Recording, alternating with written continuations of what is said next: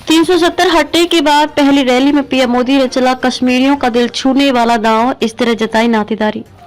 इसके लिए उन्होंने जम्मू कश्मीर के लोगों को मोदी के परिवार का हिस्सा तक बताया, लोगों के मन में मोदी के बसने की बात तक कही। भाजपा के कमल के निशान और नंदरू कमल ककड़े के बीच गहरे रिश्ते का नाता जोड़ा। प्रधानमंत्री नरेंद्र मोदी अनुच्छेद 370 हटने के बाद श्रीनगर की पहली रैली में कश्मीरियों का दिल छूने की कोशिश की।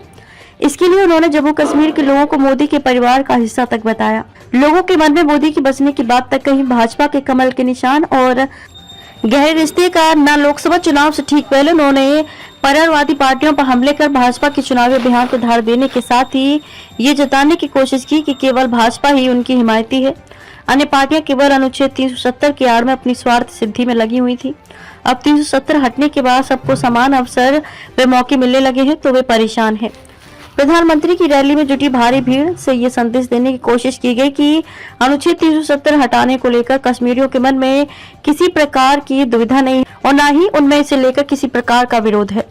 केवल कुछ परिवारवादी पार्टियां अपने फायदे के लिए लोगों को दिग्भ्रमित कर राजनीतिक रोटियां सेकने की कोशिश में जुटी हुई हैं।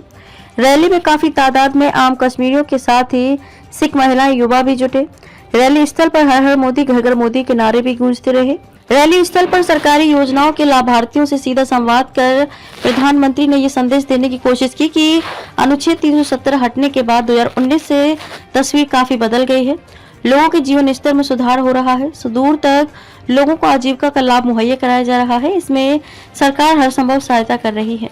पहले इस तरह की सुविधाएं लोगों को नहीं मिल पाती थी, इसका लाभ चुनिंदा लोगों तक ही पहुंच पाता था। कश्मीरियों का दिल छूने की ही कोशिश में उन्होंने जम्मू कश्मीर को देश का मस्तक बताकर ये जताने की कोशिश की कि देश के लिए उनका क्या महत्व है। देश का मस्तक हमेशा ऊंचा रहना चाहिए, इसलिए जम्मू कश्मीर का विकास मस्तक को ऊंचा रखने के लिए जरूरी है।